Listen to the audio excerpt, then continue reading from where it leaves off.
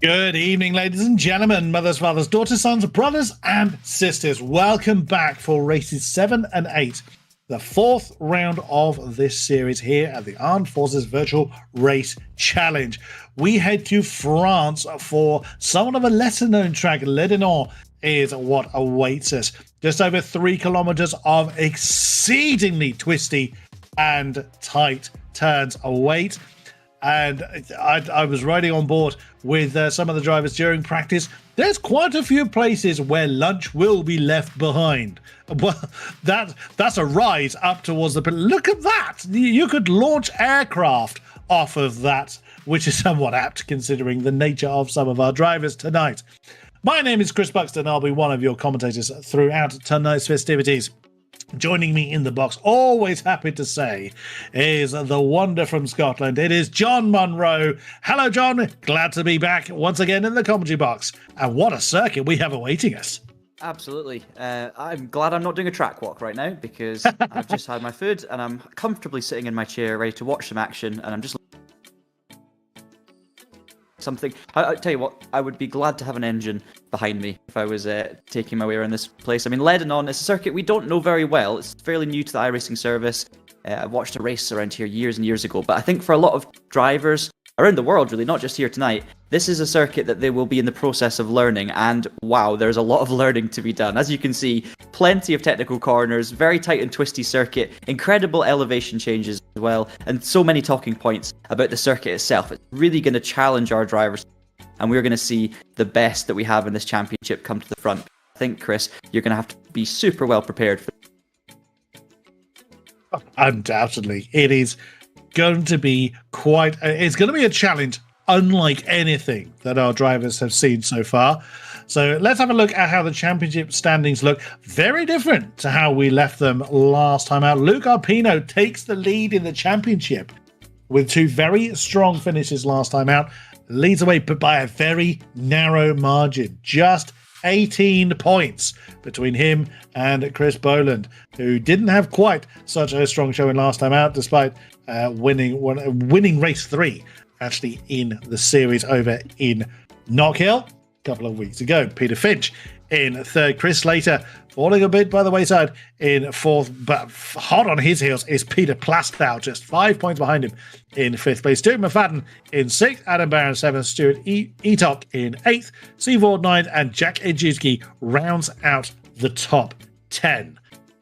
Team Championship, again, Royal Air Force still leading the way with quite a strong showing with our veteran drivers. And our veterans have been overtaken by the Army. The Army guys have jumped up into second place. Veterans there with 453. We'll see them in third with the Navy. Still getting points, still very much in the hunt to try and get up towards certainly second. The Royal Navy, unless something really catastrophic happens, they have quite a strong hold again on the team's championship as it stands. Our drivers in qualifying at the moment to decide the grid for race number 1. And of course, this track was decided on by a randomizer that we saw in last week's broadcast. We're racing Silverstone, and that's how Ledanon racing. The big thing that stands out to me from the championship standings has to be right at the top there, Luca Arpino. He's picked up basically some incredibly consistent results, and this is the man on screen right now, Luca in his Porsche. He's finished, I think, 5th in every single race other than 2, where he finished 4th. So he's not been outside the top 5 all season, yet hasn't had a podium, which is just incredible. It actually mirrors quite closely his campaign last year in the Armed Forces Racing Challenge in real life rather than the virtual version, where he picked up, I think, 7 P4s throughout the season, didn't manage a podium, but did well in the championship. And he's basically doing the same thing here in the virtual sense, Chris, but he sits on top of the table at the moment, and it just shows you that consistency and keeping your nose clean, staying out of trouble, really can pay off. Yeah, consistency is king, and Luca Arpino really epitomizes that by just being outside of the podium so many times, but with that constant, good performance and clean racing, and also, I will say, one of the best looking Porsches on the field. It is really doing Luca Arpino very well. And again, he sits in his customary 4th position, but a familiar name up the top, the number 53 McLaren. There he is, Stuart McFadden. He hadn't have missed one round. Oh, where would he be? He missed Knockhill, so he's won every time he's been out there, he's won.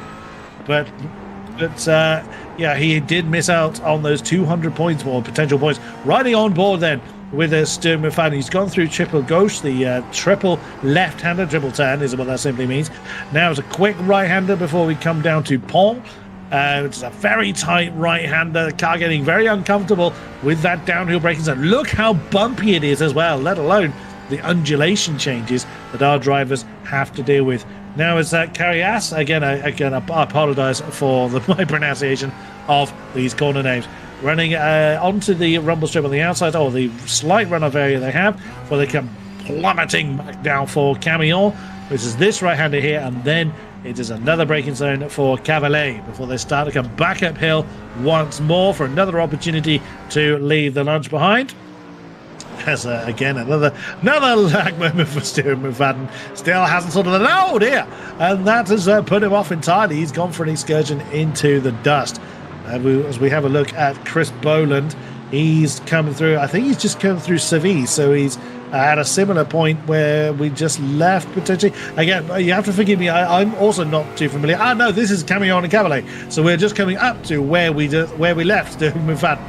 So now coming back up the hill, this is the left-hander where we lost Stuart, and then where it disappeared for him. So you got this quite tight on the crest left-hander, and then into Seville, which is another hairpin in this track, then followed by another very quick right-hander, starting to really cascade down the hill. There's a natural bowl that this track is in. Heavy on the brakes once again for Cavette, which is this final turn. Then it is pretty much a launch pad up into the sky. You can't even see the track. You're pointing skyward so heavily. Then the only straight, or the only significant straight this circuit has to come over the line, and that is a lap of this incredible circuit. I don't think Enduro can race here, because I think we're just rolling backwards down towards the final turn and they all get stuck.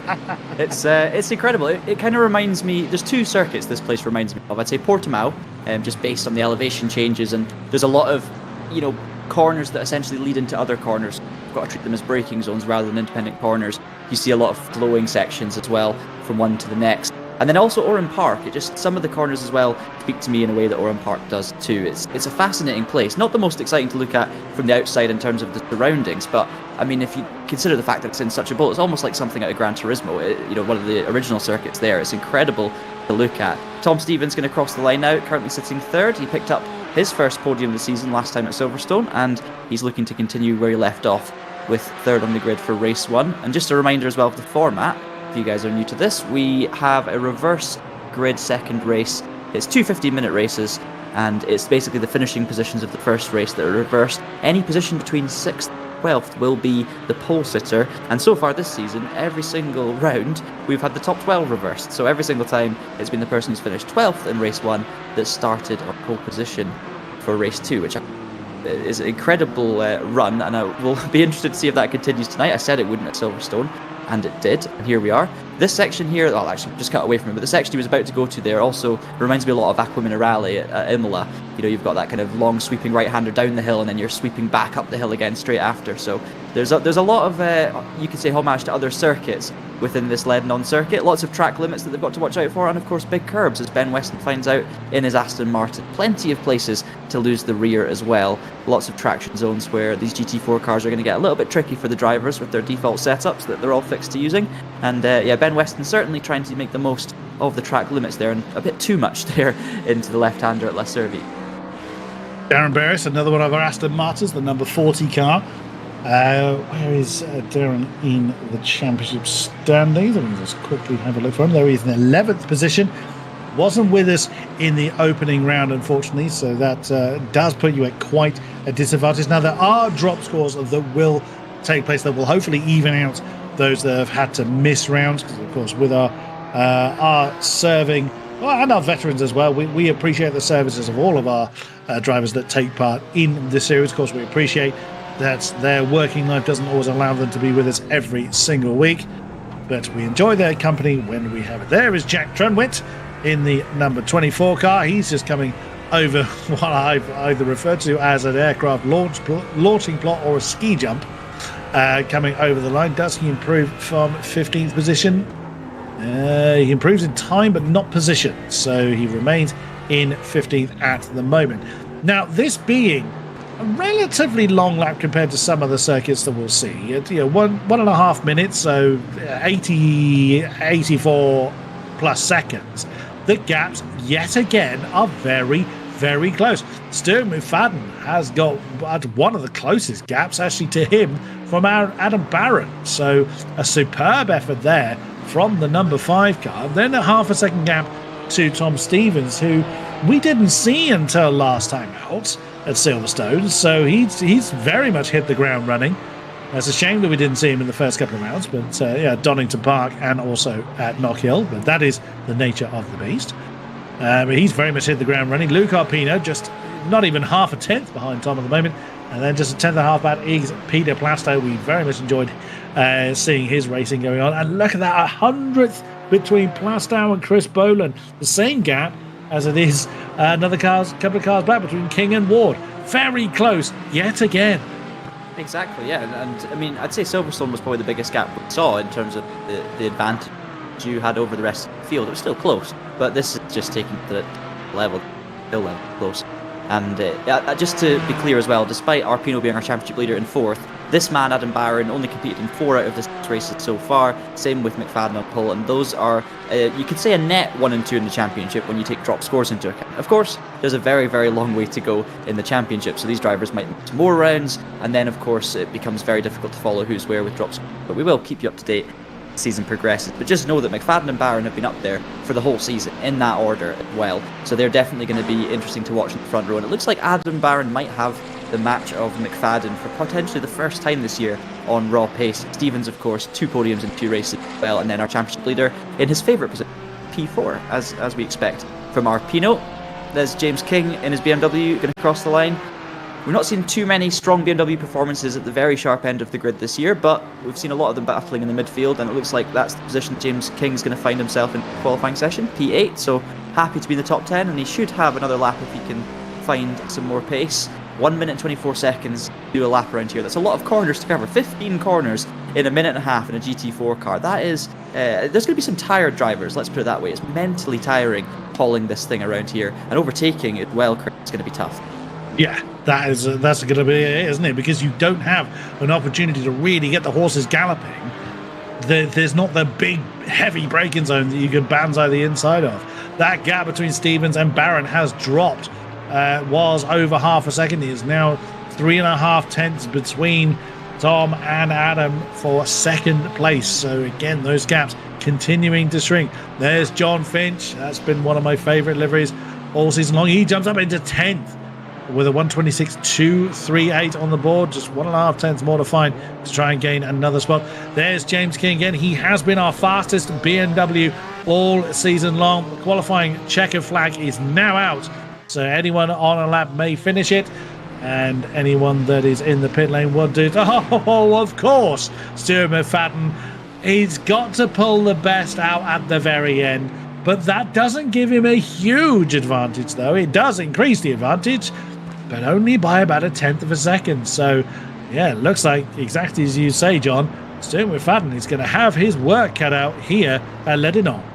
Yeah, but I think the tough thing is going to be, where do you make the move on Stu McFadden? It's going to be interesting to see what the approach is from these drivers, because many of them won't have raced around here much at all, if ever, in terms of actual on-track battling. They can practice all they like in terms of test laps and hot lapping on their own, but it's going to be really interesting to see the techniques that are used to try and force a move here. I think it's going to be very much a circuit that relies on mistakes from the driver in front rather than bold moves from the cars behind. There are some spots, of course, big heavy braking zones, but there's just not much space, and as you said, not much in the way of momentum building straights either. So Ward's going to come across the line very shortly as well to round off his session. He's currently 9th, but actually no, he pulls into the pits with Barron also pulling into the pits. That was the man I wanted to watch. Pete Plastow then might be the only one to go, but I think that might be it for the qualifying session, and it's going to be another pole position for Stu McFadden, but not quite as convincing as we've seen in the past, so he will definitely be watching his mirrors, and I think this will give Adam Barron a heck of a lot of inspiration to take the fight to him. 100% with you there, John. So as we head from qualifying to the race, of course it is going to be, I do believe it's a standing start for race number 1. Have a rolling start for the next one. with the random element of how many of our grid spots will be reversed. Now, in case anybody does wonder, we did test and have continued to test the randomizer. It will roll something other than 12. It just hasn't done that live on air. That's the main difference. But we will get to that in between races 1 and 2. We're just waiting for the grid to start to form, and then we will head trackside for race number 1. 15 minutes of intense racing here at Circuit de Ledanon, as you can see right in front of us. One of the few circuits in the world that hasn't changed since it was first opened in the 70s. 1973 it was first opened and has not changed shape whatsoever in that time. I mean, you'd have to do something very, very drastic to significantly change this track anyway, just because of the undulation changes. But there it is. Now you can see the grid being formed. McFadden and Barron, row 1. Stevens and Arpino, row 2. Plastow and Boland, row 3. Beres and King, row 4. Ward and Finch, row 5. Kropp and Etok, row 6. Abbots and Weston, row 7. Ijuski and Trunwit, row 8, with Scott bringing up the back of the field. We're about to get going. Arpino revving away. Cars sitting on, I mean, the handbrake will be getting very warm at this stage. The clutch will be very warm. There's definitely potential for drivers to roll back. Incredible the slope we're seeing there on the start-finish. Of course, second race will have a rolling start as well, so it's going to be a bit different for this first. But of course, the fastest drivers at the front, they're experienced now with these starts. And yeah, the tension's going to be high. I don't know how to call this one. I think McFadden's still got to be the favourite, doesn't he, based on in this. But, I mean, Stevens, he'll be looking to keep up his 100% record. Arpino will be desperate to finally get onto that podium. So you can't really count out any of the, I mean, top 6, to be honest. Plastow and Boland both right up there as well in the championship and so far this season. Very, very true. Right. The lights come on. We are about to go racing. It is time to wind them up. Oh, wow, that was quick. And let them go. Ward and Kropp very quick off the line. Several people really struggling to get away. Look at McFadden trying to shut the door on the Porsche. Oh, Barron, who gets up into the lead. It's all left-handers at this point.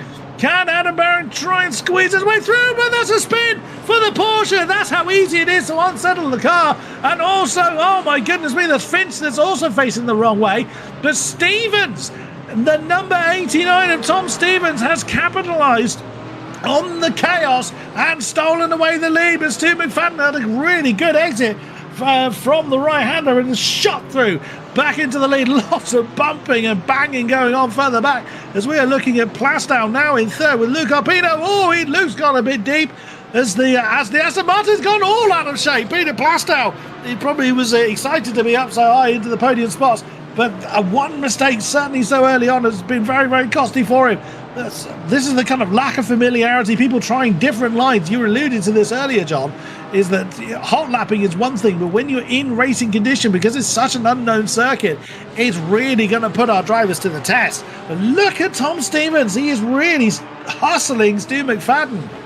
Yeah, he certainly is. He made it fairly easy for Stu to get around the outside, which became the inside line there in lap 1. But I wonder if Stu just got so much of a better exit that, you know, it was too late for Stevens to really cover. The first corner, obviously, we saw the side-to-side contact between Barron and McFadden. That was just unfortunate. I mean, they were so close, side-by-side all the way through. We're seeing a replay now of Etik, by the way, and he's going to get into the side of Finch, who lost it in front of him, trying to avoid Barron.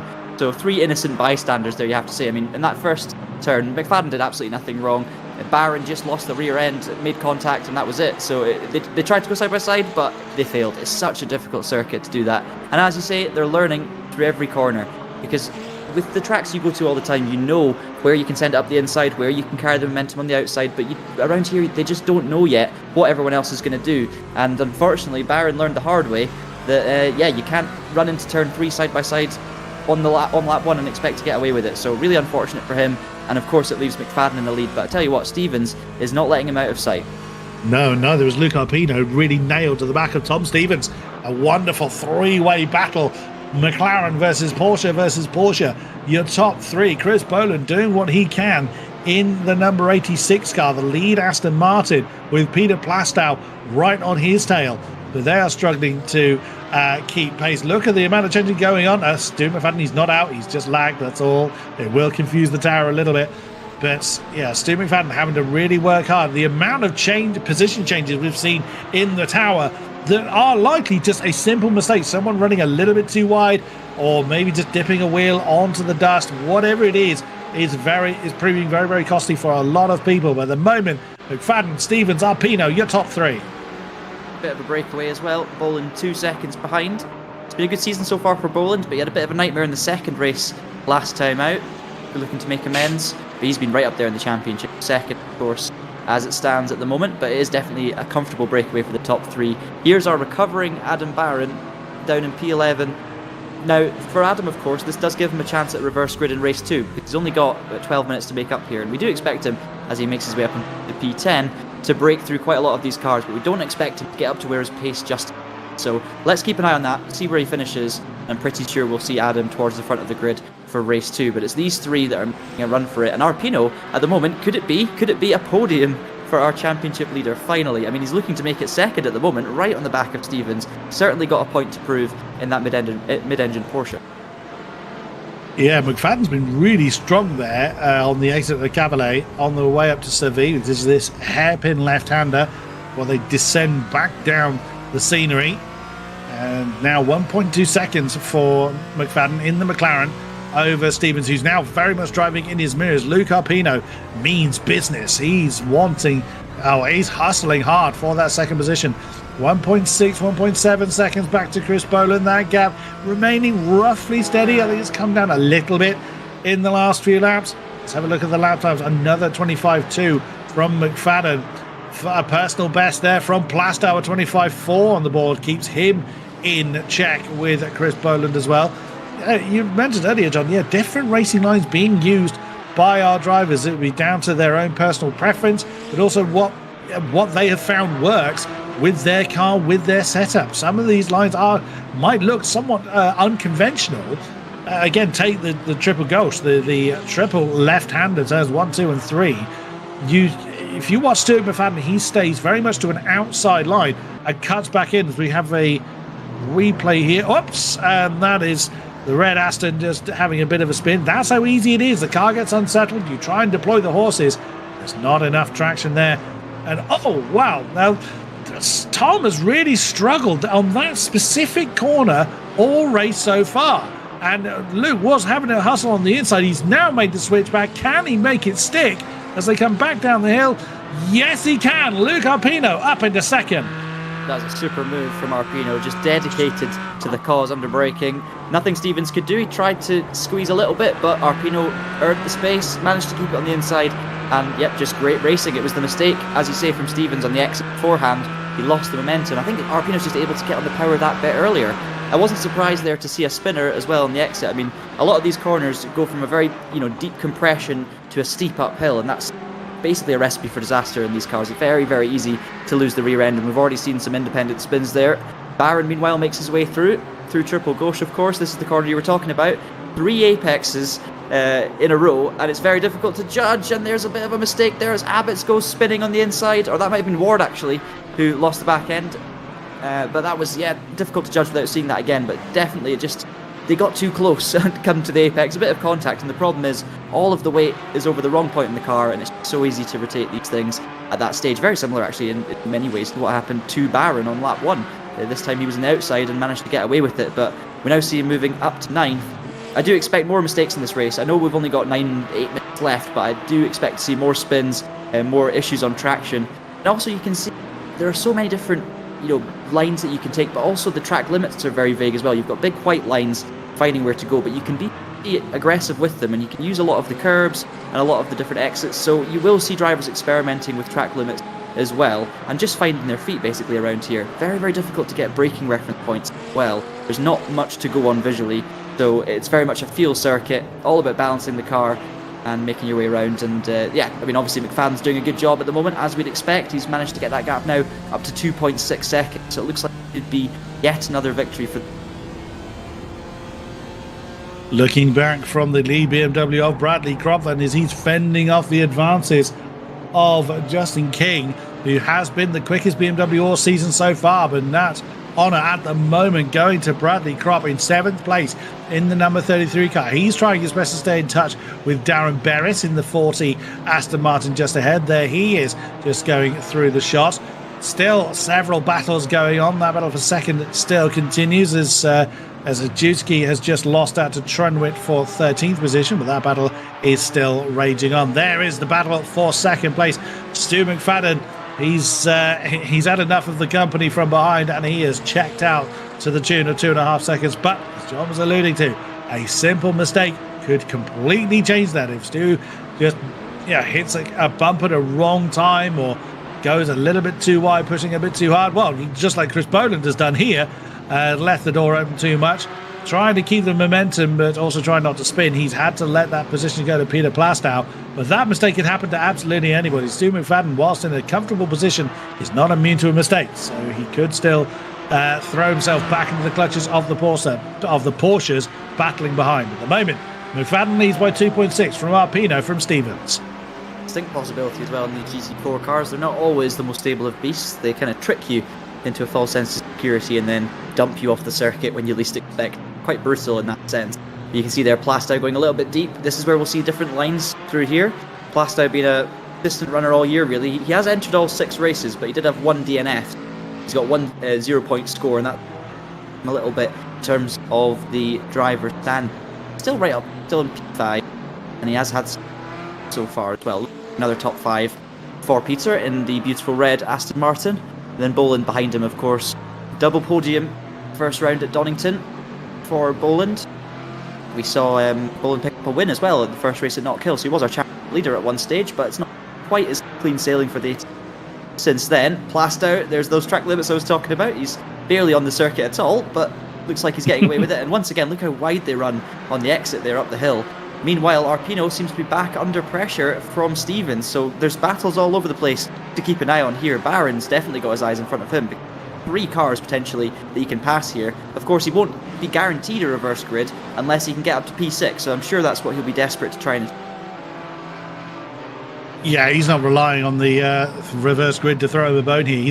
He's set what I believe was the fastest lap of the race a couple of laps ago with a 25.0 for the Porsche. Stu McFadden, 25.9, so he's probably backed off a little bit at this point. He knows he doesn't have to push, just bides his time and lets the lap count fall away, whereas Adam Barron is pushing hell for leather. He's got the pace. This must be so frustrating for him, knowing he's got leader's pace. But sadly, with that one mistake that threw him all the way to the tail of the field in the opening lap, that has not allowed him to really properly show what he's made of, as he is now challenging Bradley Kropp. Now, will people continue to fight Adam Barron? When you're in a championship like this, you know realistically who your fight is with. You may opt to just let a faster driver go. That being said, that was a bit of a slide there from Adam. He could have slid straight to the side of Bradley Kropp, but well fought there from both of them. Now, Bradley Kropp is under no obligation to let Adam go here. This isn't for, he's not being lapped, this is for position. So he's well within his right to continue the fight, but it looks like Adam Barron has had a good exit from Cabernet, and that is secured 7th position for the number 5 Porsche. The BMW nearly joins him in the boot. So Adam's next target is Darren Berris. Is he going to have enough time to close in on the Boland Plastow battle? We will see. I think he would need a bit of help with that one. But up front, it's this man, Stu McFadden, once again without challenge. He's just let that lead fall a little bit. He lost about 6/10 on that lap, but he knows he doesn't need to push. He knows he's got the advantage. And yet again, the one hand on the winner's trophy for this round for Stu McFadden. He can't completely take his eyes off the ball, but he's in a comfortable, commanding position at the moment. Certainly right. Arpino showing what he's capable of as well with the 20.2 on that lap, same as McFadden's.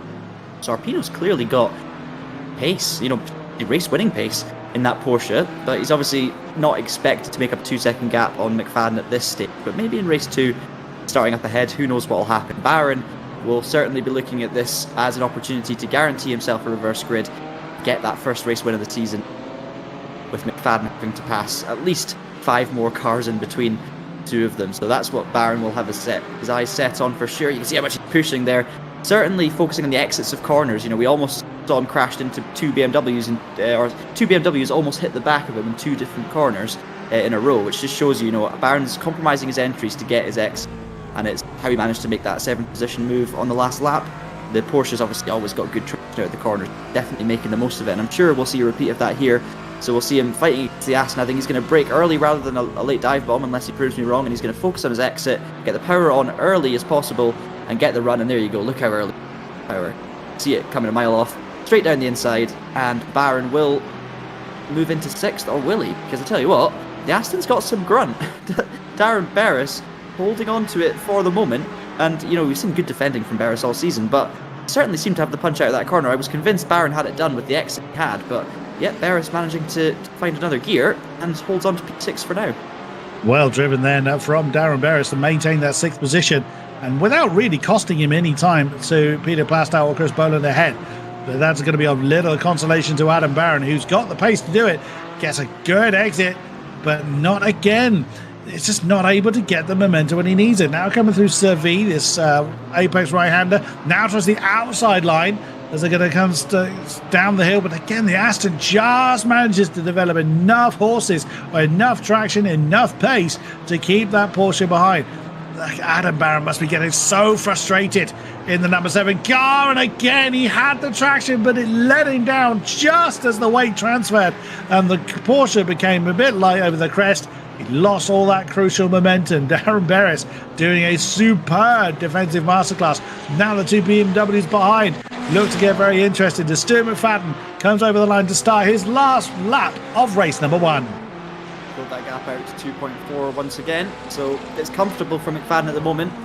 Can't wait for race 2. We've been saying it all season, but I'm just really going to be so exciting yet again. Steven sets a PB. Here is Baron on his fight. Of course, he finishes 7th. There's no full guarantee that he will get that reverse grid, so he's going to have to make it happen now. Looks to the inside of Barris. We know he's got the pace and corner exit. That's the key thing here. Baron has the traction. He knows how to get on the power early. His car suits it. His driving suits it. And he's got the speed. So he's going to have to try and make the move using that technique. It's all about where Darren places his car in the middle of the corner. Can he block off that potential run from Baron? Let's wait and see. But yeah, McFadden certainly looking good here. Baron's going to try something different. He's going to go to the outside. He's got 2 wheels over the white line. Can he force some space? He does. Forces the move. He's right on the edge of what's okay there in terms of the white lines. And I tell you what, he's going to lose out anyway. Barris gets the better exit. Great defending from Barris, right on the edge, but doing what he needs to do to hang on to that P6. And for the moment, he's still not going to make it happen. Meanwhile, McFadden, only a few corners to go as he rounds La Servi, heading back down the hill. And it's just going to be 3 or 4 more corners now for Stu McFadden to take win 5 from 5 of the races that he has entered. Once again, a commanding performance. Something's happened to Chris Boland and Peter Plastow. They must have come off the road somewhere because they're suddenly down the field. But a commanding win, an unquestionable win for the number 53. Once again, the winner's trophy goes to Stuart McFadden, but Luke Arpino will be delighted to take his first podium of the season. He entered this round as championship leader and looks to extend that as his next competition is Chris Boland, who will be finishing down at 10th of this race, with Tom Stevens, the late joiner to the championship, or late start to the championship at least, comes home in 3rd. Barris 4th, Baron 5th following his early race difficulties. A good, strong finish for the number 5. Crop in 6th, King 7th, Plastow coming home in 8th place, having been near podium contention for so long. Side by side for Ward and Trunwitt over the line. Scott Ward winning out on that one. Very, very close indeed. So Abbott's 9, Boland coming home in 10th, Finch 11, Ward 12, Trunwitt 13, Etok 14, Nijinsky 15. We're seeing Ben Weston coming over the line in the number 80 car in 16th position. And that simply leaves Scott then to take the wooden spoon, really, the last finishing car. But wow, that was, you couldn't call it, could you? It was always the potential for a mistake, as Boland and Plastow proved. You cannot assume your position is safe until you're over the checker flag. You can argue that for any circuit, but somewhere as less familiar and as bumpy and as difficult as here, you've just got to keep that focus right to the end. You really do. And, we saw moves happening. Things did happen, but it got very, very close. We almost saw, there's many occasions where we almost saw, plenty of occasions where we did see lots of side-by-sides. And obviously one little mistake can be crucial for. So, yeah, exciting stuff. We're going to get the reverse grid right now, the randomizer between 6 and 12. Will it be 4 in a row. Let's wait and see. That 12's getting close, and it is going to be top 12 reversed. I promise you what Chris said earlier was true. This has been tested off air, and that is incredible. I don't know what the odds are, but 1 in 6 chance 4 times in a row, that's good odds. And that, of course, does mean that it will be Steve Ward on pole position for what I think might be his 3rd pole position of the season from reverse grids. So incredible stuff. We've just heard, by the way, Steve behind the scenes done it again. It's been top 11. There you go. Unfortunately, it will give us something. As soon as we're on air, it seems to be 12. But it'll be Ward on pole from Finch. Boland gets away with his incident on the last lap to get a 3rd place starting position for this one, with Abbott's Plastow, King, Crop, then Barron, Berry, Stevens, Arpino, round grid for race 2. And top 12, Chris, means we're going to have more faster drivers further down the field, and that's always going to be exciting as well. So, yeah, it keeps this season alive as always. Very true indeed. We have our race winner coming to join us. Stu McFadden, are you with us? I'm here. Hello, guys. How are you? Oh, what? Yet again, an incredible win. But it really was looking like very early on, you looked like you really had to work for that. Tell us what this circuit is like. It looks absolutely nuts. It looks very hard work from the outside. What is it like from a driver's perspective? First few laps, I tend to be quite slow because I like to bring the tyres in because they're quite sensitive on these cars. So that's why the first couple of laps I'm kind of not really pulling away too much, but then I get them up to temperature and I don't overheat them, and then that's why I can... there's suddenly like one lap where I'm like 0.3 ahead, and then there's the next lap I'm 2 seconds ahead. So yeah, everyone watching, don't do that, please. No, I'm joking. But yeah, the track's really good actually. I only started driving it about an hour and a half ago, to be honest. Wow. But yeah, it's mega fun. Yeah, it's really. I don't really have a. I think my favourite bit is when you come down and you've got that really banked hairpin before the start straight. I actually nearly lost that in the first lap. I was cross-armed. That was. I don't know if you can bring it up on a replay or something, but yeah, that was nearly egg on face in front of everybody. Yeah, I don't know what happened in the first lap though. I was side by side with, I think it was Adam, and then yeah, I just got a massive thump on the left-hand side of my car. I felt it in my wrist on my direct drive, and then yeah, he was gone. So I was like, oh. He ended up facing the wrong way and down the field. He finished 5th in the end, but yeah, he had a lot of fighting to do. So you start from 12th again. Now, is this going to be even more difficult with the circuit that's a bit less familiar, a bit more bumpy? Yeah, it's going to be a tough one, this one. I reckon top 5 is the aim for this one because it's so hard to overtake. I think getting through the first lap is what I really need to focus on, to be honest, because there's a lot of corners at bottleneck. So being like mid-pack, it's going to be absolutely pandemonium. However, like I love these reverse grids. Like it's so much fun. Like I like as much as like I don't want to blow a trumpet up my own backside. Being out in front isn't really too exciting. These reverse grids. The race 2 is what I look forward to the most because you actually get to have a proper race. And that's what I come here for. I don't care if I do care if I win, but I'd much rather have a great race with somebody and finish second than be 10 seconds out in the lead in the front. Do you know what I mean? I follow you. Yeah, I follow you. But yeah, I'm really looking forward to race 2. Sorry. I mean, you can have a third one, but I don't know anyone's going to join you there, Steve. Yeah. I just quickly wanted to ask you, because obviously you've learned this track very recently. A lot of drivers, this is a new circuit.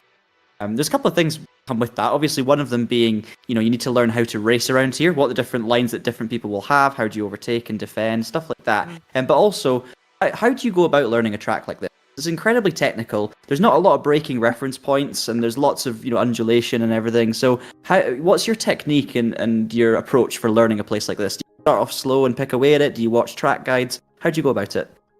So to be honest, I don't really have the time to do much preparation, so I just kind of jumped in and drove it. But that's typically what I'll just do. Like, I've got quite a good racing brain. It's pretty much the only part of my brain that seems to be working, to be honest. Yeah, I just kind of, I look at the track and I'm like, right, I know the sequence of corners before it, what I'll need to be doing, like turn 1's, I lift through it, and then braking throughout rather than one hard brake, because that would unsettle the car. going into the last corner, like for example, like you have to brake a bit early and then carry the speed through with the banking, because like the car will get a lot of traction going up that hill, and then that's really important for the next straight. And then just in terms of the middle section, like there's a couple of corners where it looks like it's a hairpin, but it's actually a 90-degree left. So just kind of getting to the apex and then opening up the steering and then planting the throttle. I don't know if you could see it, I was using all of the track, but it's just exploring. Like, see, to be honest, like during that race, like I was still learning. I actually I think I went faster than my qualifying time, because the track's just so new to me. So yeah, race 2 is going to be fun, learning how to overtake and stuff like that. I reckon my best bets are going into, I think it's turn 5, it's a hairpin, and then maybe getting the switch back and then diving up the inside into 6. Apart from that, I can't really see anywhere else that I can overtake. You could hang it around the outside at T1, however, I'd like to actually finish the race probably. But yeah, I'm just going to be playing it safe in this one. But in terms of I hope I've answered your question. I ramble on a lot, so please just shut me up when I need to. I mean, we are going to have to cut you off this, as we do have a couple of other drivers to speak to. But again, a brilliant win. Well done. We look forward to your race starting from 12th. Thank you very much, Steve McFadden. Thank you very much, guys. We have got our second place finisher, Luke Arpino. Are you with us? Yeah, evening. I can hear the grin. I can hear it. You've got to be a happy boy. You've been so close to the podium for 6 races now, and there you are in second, no less. Oh man, yeah, I'm chuffed with that. I've been 4th and 5th throughout the season, so yeah, to get a podium is it's great. Really happy with that result, and great race with Tom. Really enjoyed that. But couldn't catch up to Stu, just a bit too quick. But no, great, chuffed, over the moon. That was a really good move as well. You put on Tom. I mean, talk us through that particular moment. You could see you were hounding him quite a bit, and then the door opened. Talk us through it. So following him through, I was trying not to do any dives or sudden overtakes because I thought that would slow us both of us down, and I thought it might be a chance to catch P1. But yeah, so just following him through for a few laps, and then on that particular corner, I noticed the front 2 kept going wide to turn in late apex, so I knew that was my chance to try and stick out the inside, and yeah, it pulled it off. And just quickly again, like we say to most people that have come through, as we thank you very much for your service with our armed forces. Are you able to give us a little bit on what you do 9 to 5? Yes, I'm a Gentech workshop, so we do fabrication modification of airborne and aircraft parts. So yeah, sort of working on Typhoon at the minute. Not too sure how much I'm allowed to say, but that's cool. Making some interesting parts, sort of repairs and stuff. So no, really love my job. Absolutely love it. Passion. Awesome stuff. John, anything from you? Yeah, just a quick one. I know you guys will be keen to get back out, but look, you're leading the championship going into this round because of your consistency, and then all of a sudden you're on the podium, which is something you were very close to doing in the real championship as well as the virtual this season. Does this suddenly put you in a championship fight if you're going to be attending most of the rounds, or are you still just looking at it race by race? To be honest, I was happily surprised with the season stand-ins. I knew I might be up there, but I didn't realise P1, so yeah, I'm chuffed with that. So I'm missing 2 rounds in April, so that will pull me back down. But hopefully, if I keep this going, I should be near the top. But yeah, I'm just happy to race. To be honest, I'm not too fussed about championships. I'm just happy to each week come in and give it my best. And if I get result, it's a bonus. If I don't, it's just some fun. So yeah. For the love of racing. It's absolutely superb. Well, again, we thank you very much for your service, and a great race. Well done on that second place, and best of luck for the reverse grid. So thank you very much, Luke Arpino. Thank you. And quickly before we transit, Adam Barron is with us. Adam, what could have been? Your pace was electric, but what happened in lap 1? I've calmed down a bit. I was very, very angry with myself. Basically, just cold tyres. I got excited that I was ahead of Stu into the third corner as it was. And then the back end just came round on me, tried to correct it. And then with these GT4 cars, especially the Porsche, as soon as you touch someone, it just spins you off. It happened at Silverstone last round for me. So that was it. And then the angry driving came back, trying to get back through the field. I really wanted that 6th place to guarantee the reverse grid. And Darren put up a hell of a fight. And then I saw a couple of cars go off on the last lap, which brought me back up to, I don't know where I finished in the end, 5th or something. It was 5th It was indeed. It was 5th place in the end. But I mean, we did see some of the recovery drive, and my God, you were.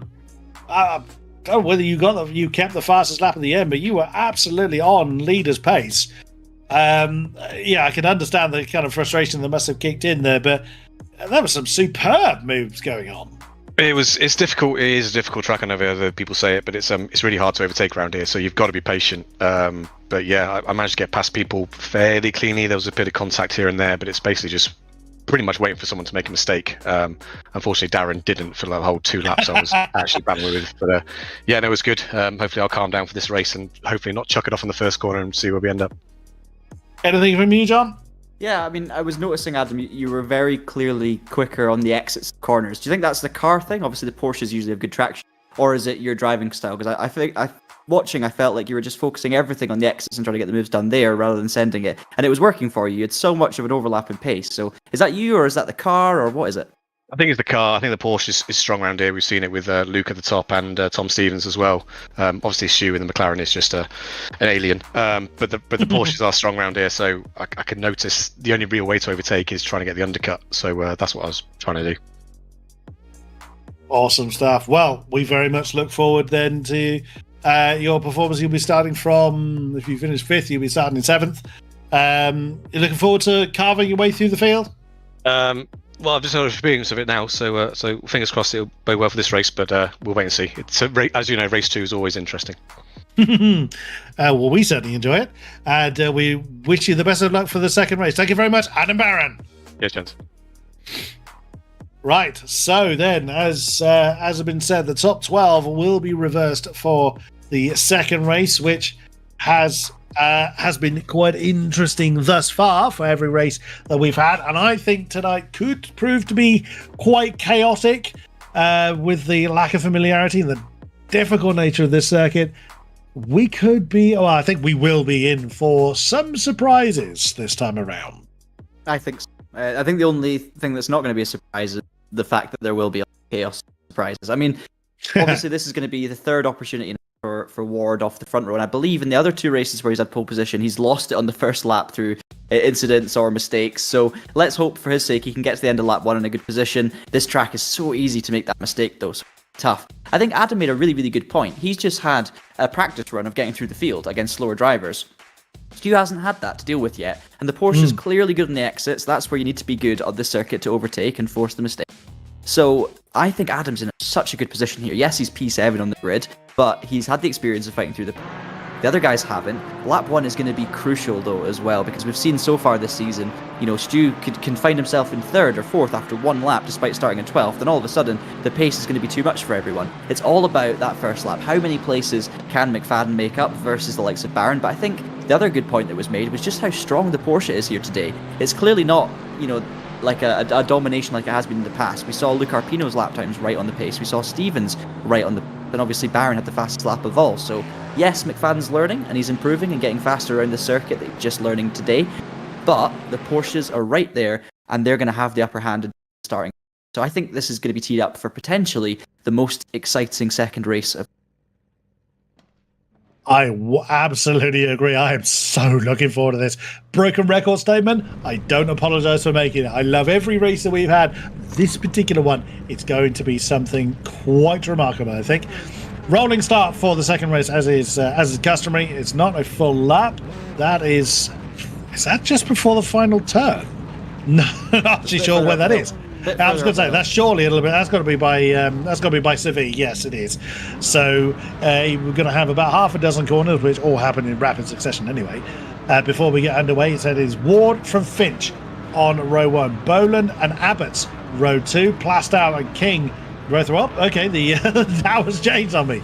As is the nature of the beast. So it's Ward, Finch, Boland, Abbott, Plastow, King. Although Plastow can't decide which position he's starting in. Then it is King, Kropp, Barron, Beres, Stevens, Arpino, and McFadden.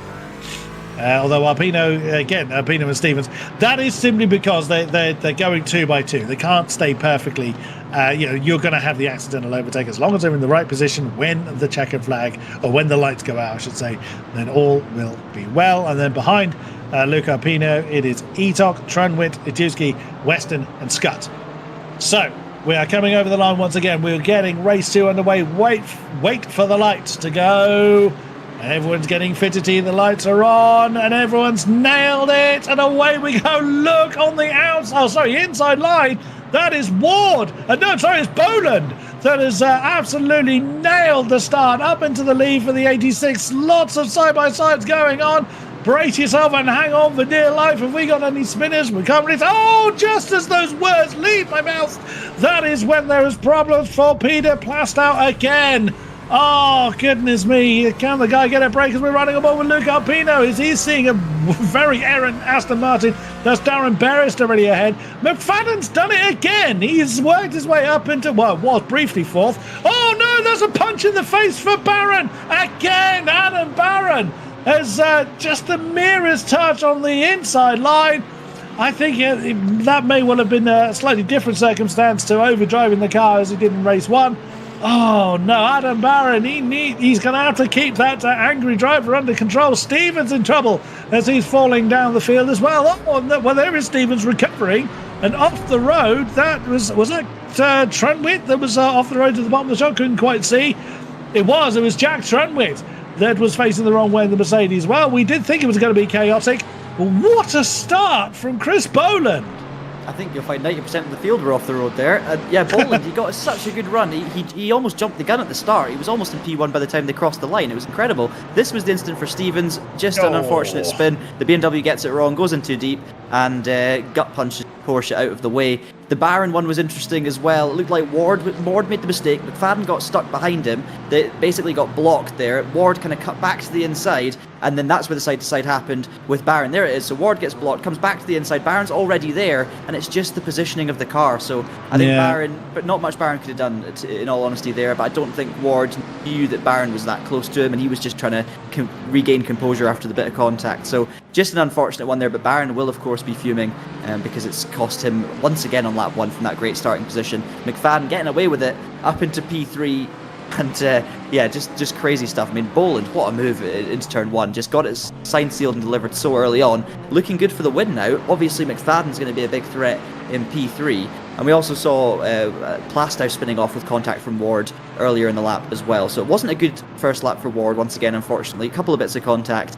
And but that's what happens with these reverse grids. There was the Plastow and Ward contact, actually, and obviously that had a big effect on 4 cars. McFadden's super lucky to get through that, and then I think he gained another 16 positions into the braking for the next corner. So, real shame with all the incidents, but we're away, and Boland's in a great position.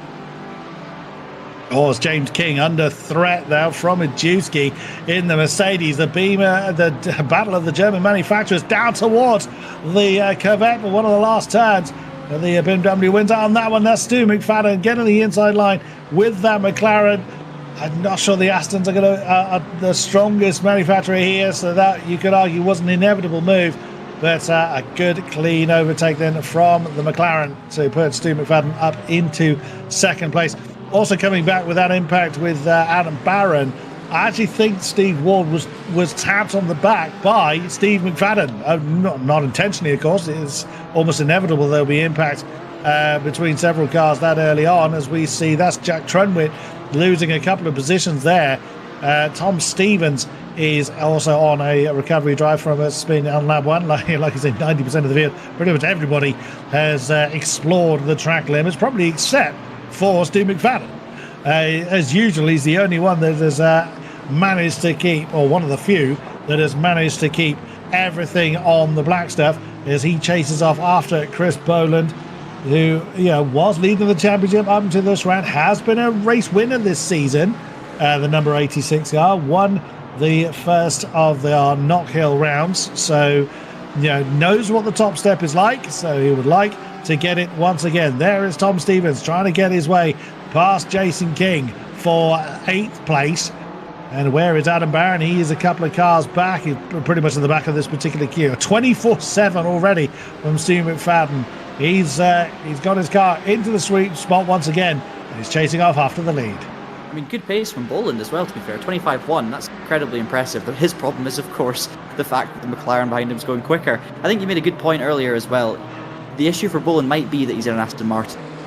Looking at the other rounds, we've seen Boland on pace with the likes of Baron, we've seen him win races, but around this circuit in particular, the Porsches do seem to be strong. I think if that was Arpino, or maybe Baron, or maybe Stevens in first position, it would be a bit tougher for Stu here to try and take this win. I'm not saying it's going to be easy by any stretch. Boland's certainly got pace and is going to put up a good fight, but I think the fact that it's not a Porsche that's leading will give Stu a bigger chance of getting a move done on the Aston Martin, but I can't wait to see him try and do that. I mean, talk about cream rising to the top. No matter how quick this guy is, the fact that he can get this high up so early on lap 1 and seemingly without any incidents or contact with other people, keeps it clean in the process. And even though he got held up by Steve Ward there at one point, he managed to avoid yes, there was a little bit of a nudge front to back, but that was all just caused by a Concertina effect, nothing malicious there. And you're right, I think that did cause Steve to just lose control momentarily, which might have sent him left a little bit towards Baron.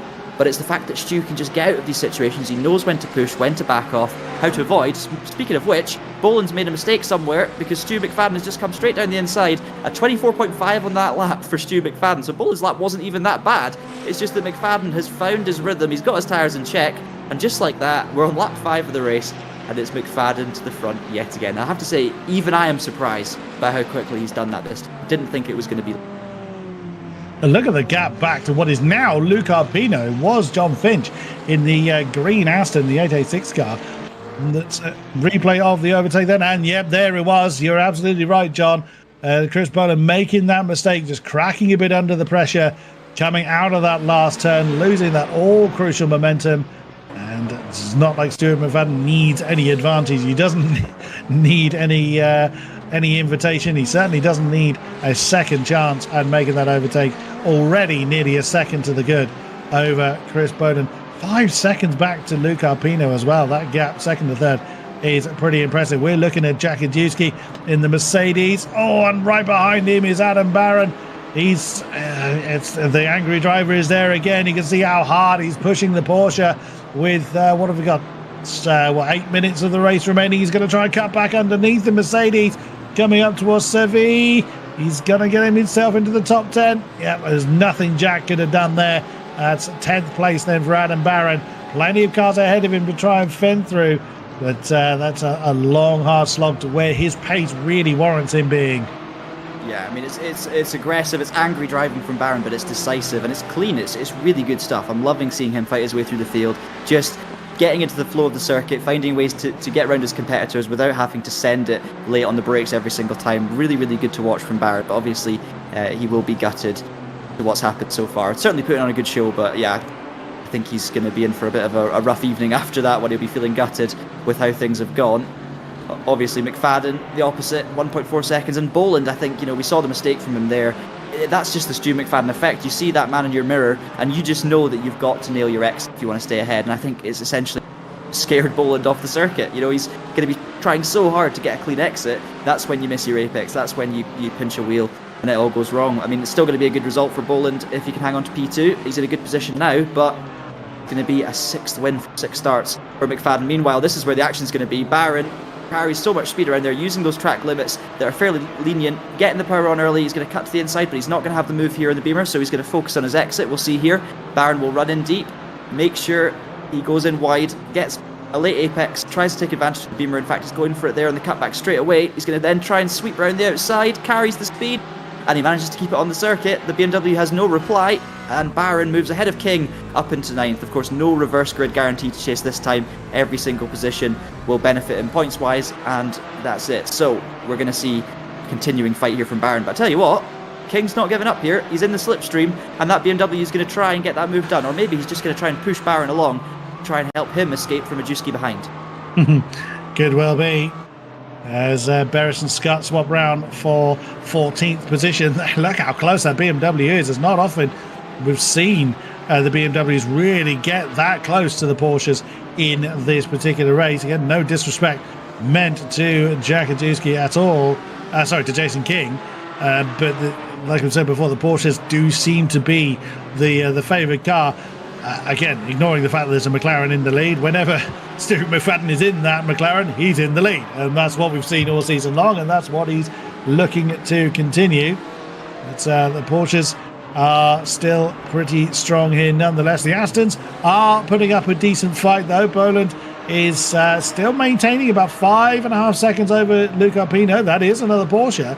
So Chris Boland, despite the fact he's lost the lead, he's still keeping his foot down, still keeping that pace strong. Tom Stevens, again, another bit of a story of, what might have been. Shown very, very strong qualifying pace, but sadly, early race incidents have denied him a strong result as well, as he is continuing his pressure on Steve Ward. That's not a good exit, though, from the turquoise Porsche. This is an opportunity for the Navy representative of Tom Stevens in the 89 car, but no, the 36 does manage to get back up to speed in time to keep him, but that's a bit close. Going through the second apex of Triple Gauche, but no particular movement there, as again Tom Stevens tries an alternate line, trying to get around the outside. That's only slowing him down. There's Adam Barron. I was just about to say, where's Adam Barron? He's going to try and nail both of them.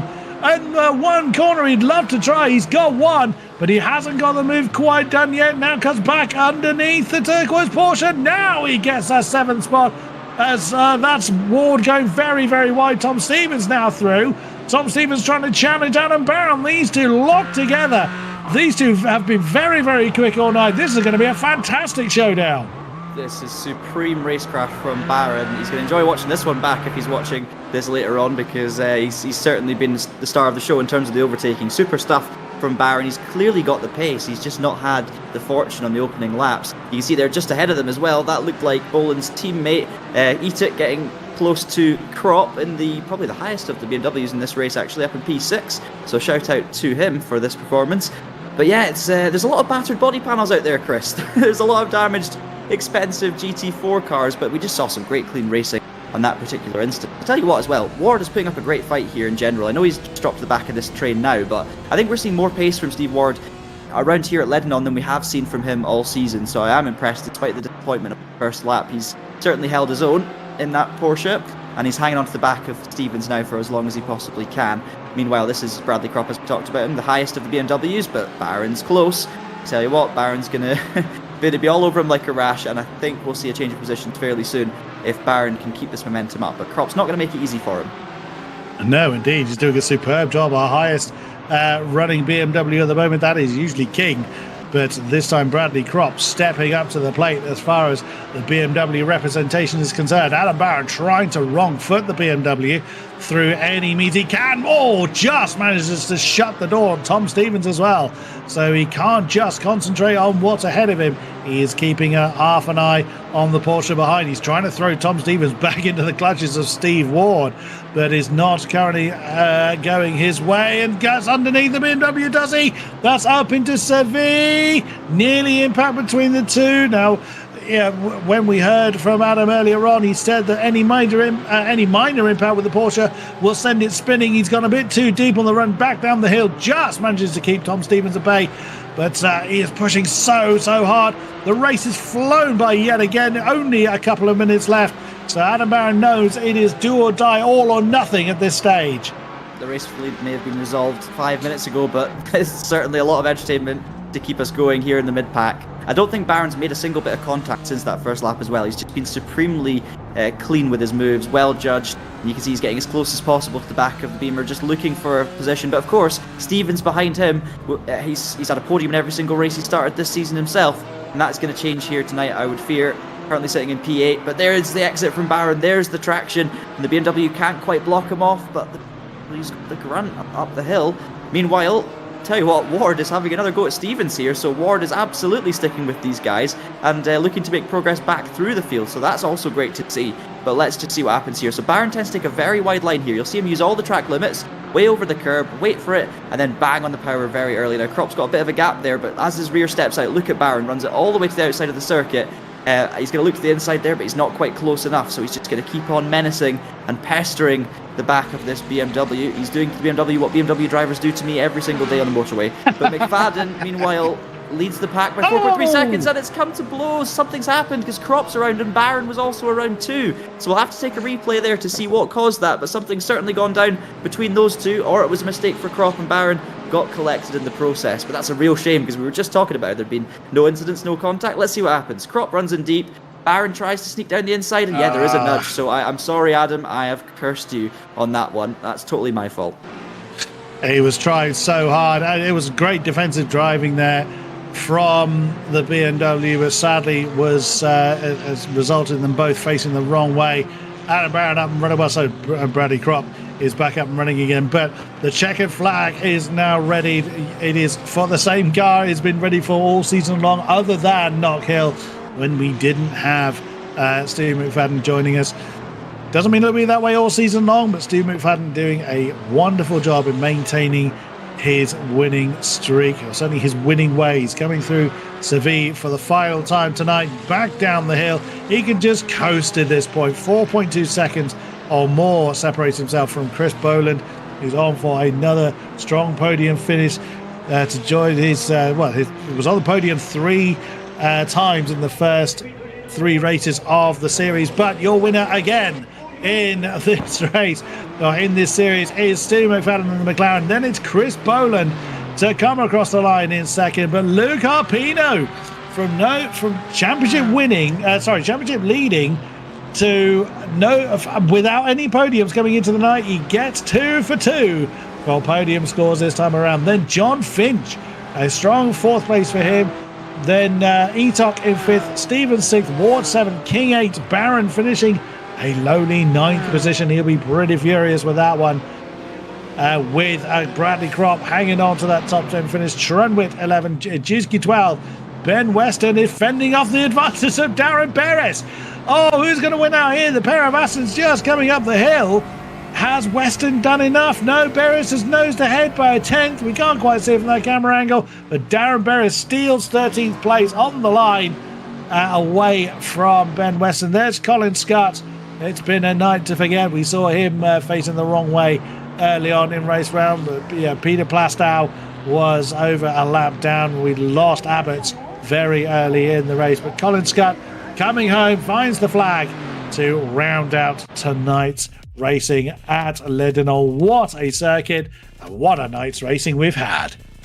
Just like that, it's over once again, and we have to look forward to next week. I mean, great stuff from the drivers. Another chaotic lap 1. I'd say that's the one thing we have seen a lot of. I think 3 out of the 4 rounds this season chaotic for the reverse grid. So that's certainly something that the drivers will want to work on for the next one. But it does mean that McFadden's able to make his way through the field very quickly. Don't get me wrong. I know he's won 6 out of 6 races, but that was, in no way a guarantee, this win. He had a lot of drivers that could match him on pace, or at least get very close to him there today. And it was just the circumstances, the way it worked out. The likes of Barron getting very unlucky early in the races. Arpino didn't manage to get lap 1 nailed as well as Stu did. But that obviously is also part of the skill. That's part of the talent that Stu McFadden has to get through the field, to manage to put himself in a position where he can use his pace and then basically scare everyone else off the road like he did in this particular occasion. So great stuff from Stu, great stuff from all our drivers, and a thoroughly entertaining evening. A man that I bet is still grinning away. We are joined by our 3rd place finisher, Luke Arpino. Are you with us? I sure am. You're still grinning away, aren't you? What? That looked pretty chaotic. There's no other word for it, really. That start was absolutely bonkers. What was running through your mind when it was all happening right in front of you? I was like, do not bin it. Just wait for the just wait for the moment. And I was like, oh no, I'm gonna get collected. But no, yeah, it went well. My luck was on my side. I had a big off on T2 on the grass, and I thought I was going to spin, and that was my lot. But no, yeah, it went well. Absolutely amazing stuff. And like I say, it's a difficult track. You managed to weather the storm that was that opening lap pretty well. Now, next time out, a very different challenge. It's Brands Hatch Indy on our next visit. What are your thoughts? It's one of my favourite tracks. So that was like one of my first track days I've ever done in real life, and very fond memories of that place. And we raced in the in real life AFVRC in April. So I've done plenty of practice around there. So yes, looking forward to it. So lights to the flag victory with the fastest lap. You heard it here first, folks. Luke Arpino. Great. I don't know about that. No, that was great stuff. Well done again, Luke. Any questions, John? Yeah, I actually want to speak to you, Luke, about your livery because we're now seeing you leaving this round with a championship lead. But I have to say, you've already won championship, in my opinion, for the best livery. I absolutely love it. It's great looking. Tell us a little bit about how the livery came about and some of the support you've got, because I believe some of the sponsors you're seeing in this car are also appearing in your real life motorsport endeavours. Just tell us a little bit about it. Yeah, so I'm really fortunate actually. I've got some fantastic sponsors for the upcoming season in real life, and so I thought I'd put them on the virtual car. So I won't go through all of them, but the sponsors on there, they've either sort of financially helped out or donated parts to the build. So I built the MX-5 that I'm racing in real life from scratch. So it was a bit of a thank you to them, really. But yeah, I wanted to do something a bit different with the livery. Not something symmetrical, which is a bit subjective, I guess. Some people like it, some people don't. But I'm really chuffed with it, and but yeah, I just wanted it to sort of pop out, and so you could see it from a distance was the main goal. But no, I really appreciate all the sponsors. Tripino being the main one. It's a travel agent company. They do like exotic tours, so yeah, check them out. But and Ramair does sponsor me part, so no, really appreciate all their help. But yeah, no, I just wanted to give a little bit of something back to the massive audience that is this. So yeah, that was about it, really. Anyone that doesn't like that livery on your car, Luke, is quite frankly wrong. It is a gorgeous car. Yeah, absolutely great stuff. We very much look forward to seeing your antics next time out at Brands Hatch. Our championship leader, thank you very much, Luke Arpino. Our second place finisher comes to join us. Chris Boland, are you with us? Hey guys, how's it going? Oh, that was quite a fight you put up there. It's been a little while since we've had a chance to chat to you. But you're glad to be back to podium ways. Yeah, Silverstone didn't exactly go to plan. That was quite annoying. After being quite quick there during practice, the races just didn't go my way. And then obviously this track's been interesting. I'll leave it there. The Aston hasn't felt particularly good all week. While I've been practicing, it feels like it's been prepped by one of the Remy guys, to be honest. So I think they're throwing a spanner in it. Sorry. That is a point that we raise, is that the Aston did not look comfortable at this track, but yet you still put on quite a fine performance in race 2 in particular. What did it feel like? Trying to wrestle away around this circuit. Did it feel kind of out of place compared to other tracks? Yeah, so with the second race being in the evening, the track was a lot cooler. That definitely helped. It was the morning, but it was a lot cooler track temps. But the car just seemed to understeer through most of the faster stuff, and then it'd snap oversteer. So it was really unpredictable to drive, especially for the first couple of laps while you're trying to get a bit of heat in the tyres. So it wasn't easy to go quick in it. And as you've seen, anything mid-engine seemed to just drive away this round. But no, fair play to Stu. I mean, he can drive the wheels off anything, I'm sure. So I'm sure he'd beat him in the Aston. And what are your thoughts towards Kent's finest next time out? Same as Luke, actually. It's one of my favourites. I've never raced it 4 wheels, but I've raced two wheels back in the day, and I've won a few races there as well. Love the GP circuit. It's definitely one of my favourites. Well, very much look forward to that. John, any questions? Yeah, I mean, I know we're talking about brands next time out, but I want to hear your thoughts on Ledanon. Is this a new circuit to you? Because I know for a lot of drivers it's new. And if so, just tell us about how you found it, both in terms of hot lapping and racing. Yeah, it's new to me. When it came out to the service, it didn't really feature on anything that I was going to be using it for, so I never bought it. But obviously, with it being made free this season, that's quite nice. It makes another track available for stuff like this.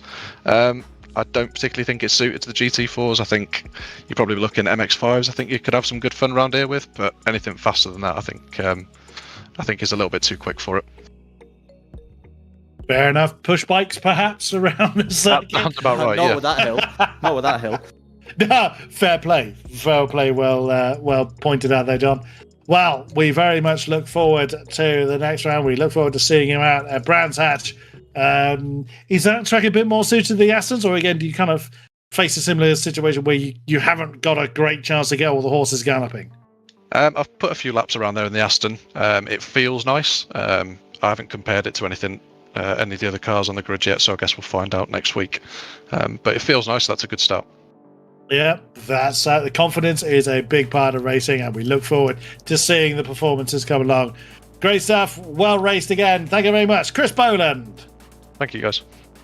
And once again, the mighty Scotsman joins us. Stu McFadden, are you with us again? Yes, I am indeed. Hello. How do you do it? How? Every single reverse grid race, you come away absolute. Well, it looks from our perspective, you come away without a scratch on the car. How? Just biding my time and just making sure that, as I said before, getting through that first lap is so crucial. Because everyone's just not. I feel like everybody just goes for leather on the first lap when you're never going to win a race on the first lap. But it's never happened unless everybody takes each other out and you're the only car left. So just if you look at my replay, I'm on and off the throttle, just being really careful. And then if an accident appears ahead of me, then I'll try my best to avoid it. If it goes my way, great. If it doesn't, then great. Then it is what it is. Like. I don't really know how I do it. I don't really think about it. It just sort of happens, to be honest.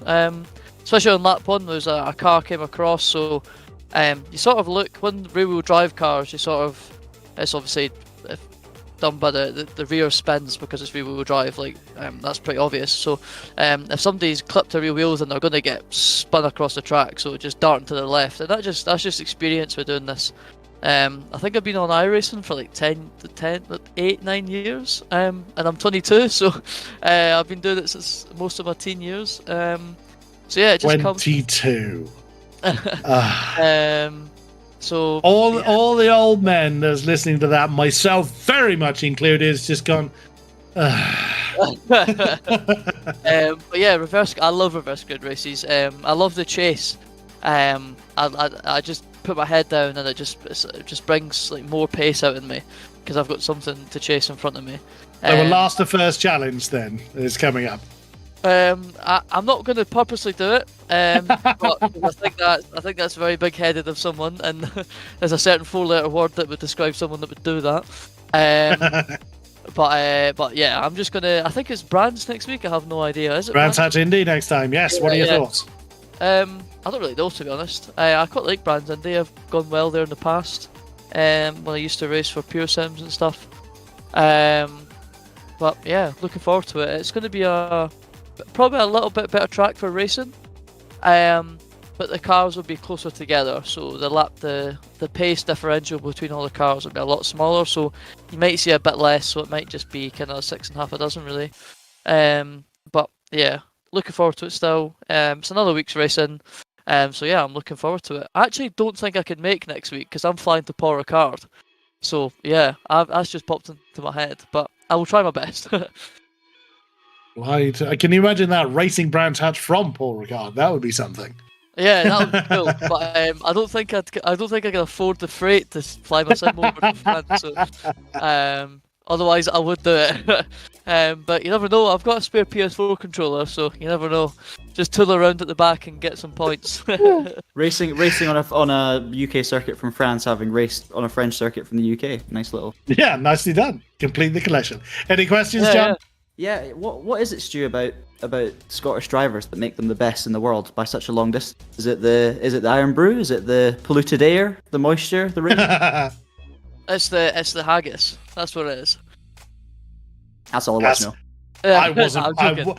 When I lived in Scotland, I wasn't brave enough. I put my hands up. Wasn't brave enough to do it. Man. It's not that bad. It's see if you go to any M&S in Scotland, you can get a pretty safe haggis, nips and ties that you chuck in the microwave for 4 minutes, and it's absolutely brilliant. He's not wrong. By the way, it's not real haggis, but it is real haggis. But it's not like how it should be. But yeah, let's not get diverted. Yeah. Before we head down that rabbit hole too far, we very much look forward to, if you are able to race with us, we look forward to seeing it. Great stuff. Well done on another double win, Steve McFadden. Thank you, guys. And that is going to bring an end to tonight's festivities. Thank you very much to those that have been with us, either live or post-event. We very much enjoy your company. Thank you very much, John Monroe, for keeping me company in the college box. Always a great pleasure to have you alongside me, sir. Likewise, Chris. Lots of fun as always. Big thanks to Steve as well behind the scenes, and look forward to another great evening of racing next week. been great all season. So expect nothing less from this championship. Absolutely. So, like we said, it is Brands Hatch Indy next time out. You know where to find us. You know when to find us. We look forward to seeing you there. Until next time, thank you very much and good night.